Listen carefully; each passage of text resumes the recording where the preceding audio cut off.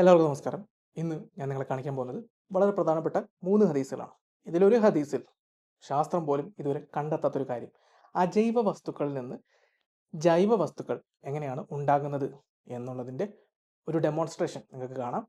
സാധാരണഗതിയിൽ വിശ്വാസികളോട് നമ്മൾ ചോദിക്കാറുണ്ട്, നിങ്ങൾ എന്തുകൊണ്ടാണ് ഈ പരിണാമത്തിൽ ഉള്ള കാര്യങ്ങളൊന്നും മനസ്സിലാക്കാത്തത്, അതെന്താണ് നിങ്ങൾ അംഗീകരിക്കാത്തത് എന്ന് ചോദിക്കുമ്പോൾ അവർ പ്രധാനമായിട്ട് പറയുന്നത് ജീവൻ എങ്ങനെയാണ് ജീവനില്ലാത്ത വസ്തുക്കളിൽ നിന്ന് ഉണ്ടാകുക എന്നുള്ളത്. അപ്പോൾ അത് അറിയാൻ താല്പര്യമുള്ളവർക്ക് ഞാൻ ഈ ഹദീസുകളൊക്കെ ഡെഡിക്കേറ്റ് ചെയ്യുന്നു. വീണ്ടും ഞാൻ പറയുന്നു, കാക്കാസ് ഈ വീഡിയോ കാണരുത്, ദയവ് ചെയ്ത് നിങ്ങൾ മതം വിടരുത്. നിങ്ങൾ മതം വിടാൻ വേണ്ടിയിട്ടല്ല ഞാനിത് ചെയ്യുന്നത്. നിങ്ങൾ മതം വിട്ടാൽ എൻ്റെ ആപ്പീസ് പൂട്ടും. അപ്പോൾ ആദ്യത്തെ ഹദീസിലേക്ക് പോകാം. മുത്ത് പറഞ്ഞു, ബനി ഇസ്രായേൽ ജനത നഗ്നരായി എല്ലാവരും ഒരുമിച്ച് പരസ്പരം നോക്കി കുളിക്കാറുണ്ടായിരുന്നു. എന്നാൽ മൂസ നബീസ ഒറ്റയ്ക്ക് മാത്രമേ കുളിക്കാറുണ്ടായിരുന്നുള്ളൂ. അവർ പറഞ്ഞു, ദൈവമാണേ, ഞങ്ങളോടൊപ്പം കുളിക്കുന്നതിൽ നിന്ന് മോശയ്ക്ക് ഒരു വൃഷണഹെർണിയ ഉണ്ടെന്നല്ലാതെ മറ്റൊന്നും തടസ്സമാകുന്നില്ല. അങ്ങനെ ഇരിക്കെ ഒരിക്കൽ മോശെ കുളിക്കാൻ പുറപ്പെട്ട് ഒരു കല്ലിന് മുകളിൽ വസ്ത്രമിട്ടു. അപ്പോൾ ആ കല്ല് അവൻ്റെ വസ്ത്രങ്ങളുമായി ഓടിപ്പോയി. മോശ ആ കല്ലിനെ പിന്തുടർന്ന് പറഞ്ഞു, കല്ലേ എൻ്റെ വസ്ത്രം, കല്ലേ എൻ്റെ വസ്ത്രം. ബനി ഇസ്രായേൽ ജനത അവനെ നഗ്നനായി കണ്ടു. ദൈവമാണെ, മൂസയുടെ ശരീരത്തിൽ ഒരു തകരാറും സംഭവിച്ചിട്ടില്ല.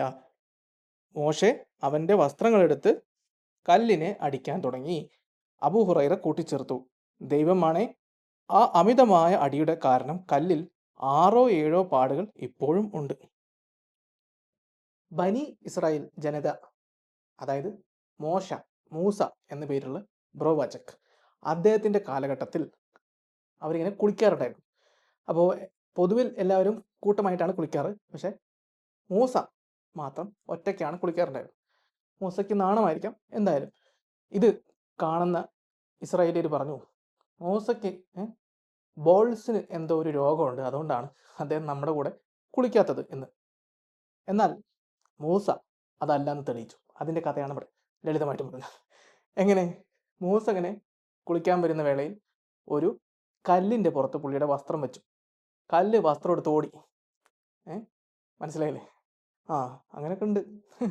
എന്തായാലും കല്ല് ഈ വസ്ത്രം എടുത്ത് ഓടിയതിൻ്റെ പിന്നാലെ മൂസയും ഓടി. മൂസ പറഞ്ഞു, കല്ലേ എൻ്റെ തുണി, കല്ലേ എൻ്റെ തുണി എന്ന് പറഞ്ഞ് ആർക്കായാലും ഉണ്ടാവുമല്ലോ, പുള്ളിയുടെ വസ്ത്രം എടുത്ത് ഓടിയതല്ലേ. അങ്ങനെ കുറച്ച് കഴിഞ്ഞ സമയത്ത് കല്ലിനെ പിടിച്ച് നല്ല അടി വെച്ചു കൊടുത്തു. ആ പാടുകൾ ഇപ്പോഴും കല്ലിൻ്റെ പുറത്തുണ്ടെന്നാണ് പറയുന്നത്. അത് പ്രത്യേകം അബൂ ഹുറൈറ കൂട്ടിച്ചേർത്തു എന്ന് എഴുതി വെച്ചിട്ടുണ്ട്. ആദ്യത്തെ ക്വസ്റ്റ്യൻ, കല്ല് ഓടുമോ?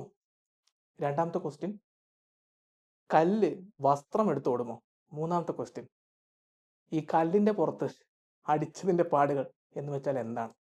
അപ്പോൾ പണ്ഡിതന്മാർ കമൻറ്റ് സെക്ഷനിൽ വീണ്ടും അത് വിശദീകരിക്കാൻ മനസ്സിലാക്കാൻ താല്പര്യമുണ്ട്. അതറിഞ്ഞുകൊണ്ട് തിരിച്ച് മതത്തിലേക്ക് വന്നാൽ കൊള്ളാവുന്നുണ്ട്. ഇങ്ങനെയാണ് അജൈവ വസ്തുക്കളിൽ നിന്ന് ജൈവ വസ്തുക്കൾ ഉണ്ടാവുന്നത്. അതായത് കല്ല് ഓടും, അത്രയേ ഉള്ളൂ. സിമ്പിളാണ് ഗൈസ്. അടുത്ത ഹദീസിലേക്ക് പോവാം.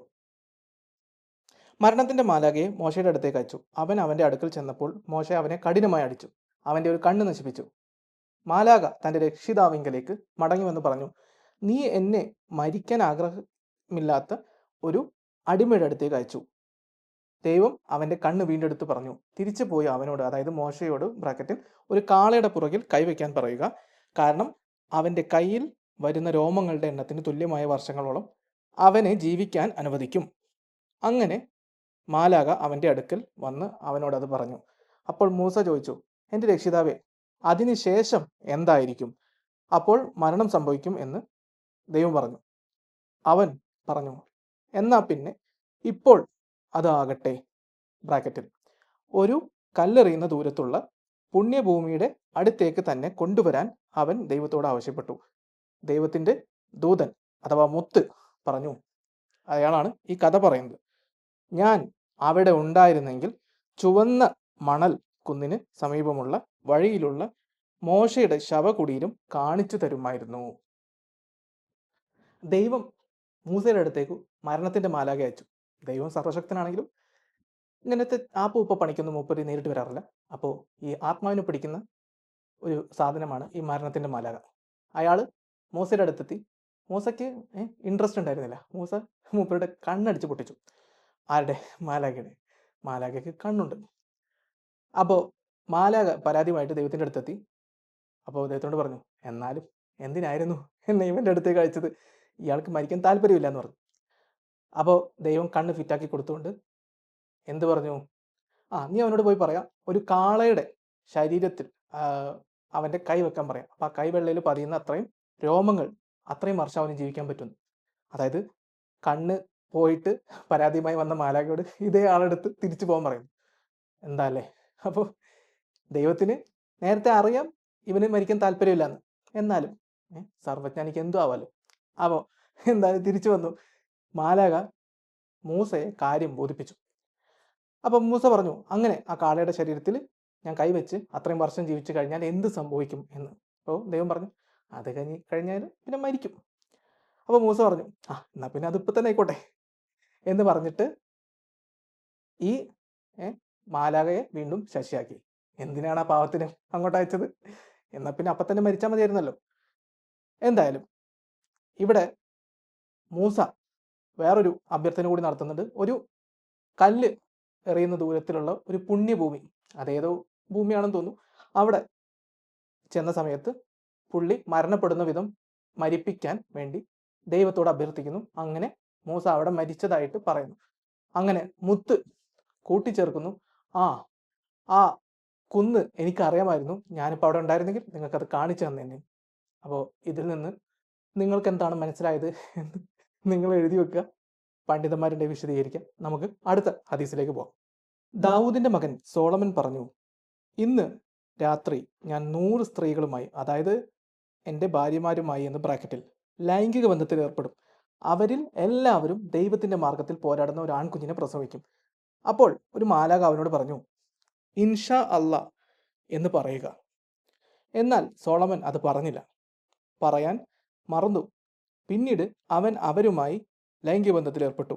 എന്നാൽ അവരിലൊരാൾ ഒരു പകുതി മനുഷ്യനെ അല്ലെങ്കിൽ കുട്ടിയെ പ്രസവിച്ചതല്ലാതെ അവരാരും ഒരു കുഞ്ഞിനെ മുഴുവനായി പ്രസവിച്ചില്ല. പ്രവാചകൻ പറഞ്ഞു, ദൈവം ഉദ്ദേശിച്ചിരുന്നെങ്കിൽ, അഥവാ ഇൻഷാ അല്ലാ എന്ന് സുലൈമാൻ പറഞ്ഞിരുന്നെങ്കിൽ, ദൈവം അവൻ്റെ മുകളിൽ ബ്രാക്കറ്റിൽ ആഗ്രഹം നിറവേറ്റുമായിരുന്നു. ആ വാക്ക് അവനെ കൂടുതൽ പ്രതീക്ഷയുള്ളവനാക്കുമായിരുന്നു. ദാവീദിന്റെ മകൻ സുലൈമാൻ അഥവാ സോളമൻ ഒരു കാര്യം പറഞ്ഞു. പുള്ളിയുടെ 100 ഭാര്യമാരുമായി രമിക്കാൻ പോവുകയാണ്, കളിക്കാൻ പോവുകയാണ്. അവര് ഓരോരുത്തരും ദൈവത്തിന്റെ മാർഗത്തിൽ പോരാടുന്ന ഓരോ ആൺകുഞ്ഞിനെ പ്രസവിക്കും എന്ന് പറഞ്ഞു. അപ്പോൾ അത് കേട്ട മാലാഖ പറഞ്ഞു, സുലൈമാനെ, നീ കളി നടത്താൻ പോവാണല്ലോ, നീ ഇൻഷാ അല്ലാ എന്ന് പറഞ്ഞേക്ക്. പക്ഷെ സുലൈമാൻ 100 എണ്ണത്തിന് പെരുമാറിയിട്ട് വരണ്ടേ? ആ തിരക്കിൽ ഇത് പറയാൻ മറന്നുപോയി. അതിൻ്റെ കാരണം ഈ 100 എണ്ണത്തിലെ ഒരു സ്ത്രീ പോലും മുഴുവനായി ഒരു കുട്ടിയെ പ്രസവിച്ചില്ല. അതിലൊരു സ്ത്രീ, ഒറ്റ സ്ത്രീ ഒരു അരക്കുട്ടിയെ പ്രസവിച്ചു.